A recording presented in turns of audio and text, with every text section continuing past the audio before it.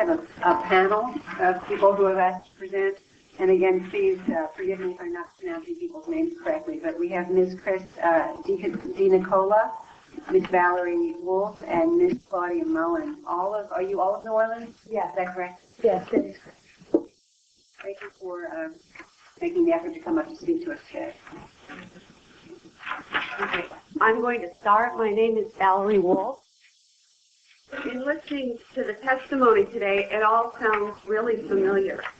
I am here to talk about a possible link between radiation and mind control experimentation that began in the late 1940s. The main reason that mind control research is being mentioned is because people are alleging that they were exposed as children to mind control, radiation, drugs, and chemical experimentation, which were administered by the same doctors who are known to have been involved in conducting both radiation and mind control research. Written documentation has been provided revealing the names of people and the names of research projects in statements from people across the country. It is also important to understand that mind control techniques and follow-ups into adulthood may have been used to intimidate these particular research subjects into not talking about their victimization in government research. As a therapist for the past 22 years, I have specialized in treating victims and perpetrators of trauma and their families. When word got out that I was appearing at this hearing, nearly 40 therapists across the country, and I had about a week and a half to prepare, contacted me to talk about clients who had reported being subjects in radiation and mind control experiments. The consistency of people's stories about the purpose of the mind control and pain induction techniques such as electric shock, use of hallucinogens, sensory deprivation, hypnosis, dislocation of limbs, and sexual abuse is remarkable. There is almost nothing published on this aspect of mind control used with children, and these clients come from all over the country having had no contact with each other.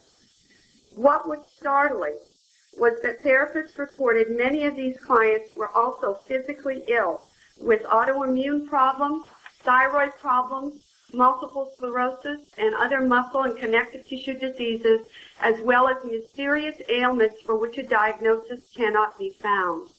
While somatization disorder is commonly found in these clients, many of the clients who've been involved in the human experimentation with the government have multiple medically documented physical ailments. And I was really shocked today to hear one of the speakers talk about the cysts and the teeth breaking off, because I have a client that that's happening to. Many people are afraid to tell their doctors their histories as mind control subjects for fear of being considered to be crazy.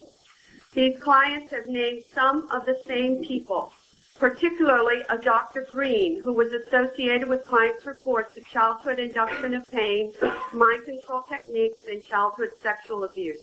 One of my clients who had seen him with a name tag identified him as Dr. L. Wilson Green. A person with this same name was the scientific director of the Chemical and Radiological Laboratories at the Army Chemical Center, and that he was engaged in doing research for the Army and other intelligence agencies.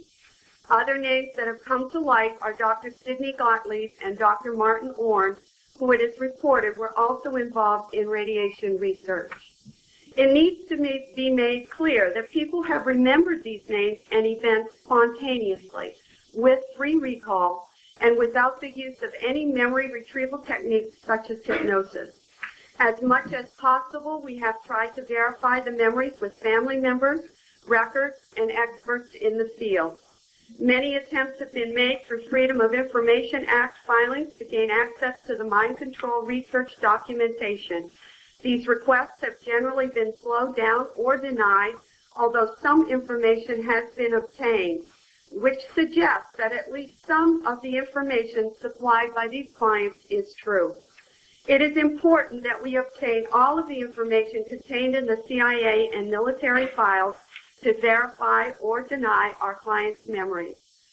Although many of the files for MKULTRA may have been destroyed, whatever is left, along with the files for other projects, such as Bluebird and Artichoke, to name only two, contain valuable information. Furthermore, if, as the evidence suggests, some of these people were used in radiation experiments, there might be information in the mind control experiment files on radiation experiments. We need this information to help in the rehabilitation and treatment of many people who have severe psychological and medical problems which interfere with their social, emotional, and financial well-being. Finally, I urge you to recommend an investigation into these matters. Although there was a commission on mind control, it did not include experiments on children because most of them were too young or still involved in the research in the late 1970s to come forward.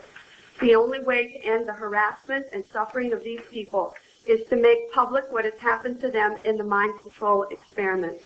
Please recommend that there be an investigation and that the files be opened on the mind control experiments as they related to children. Thank you.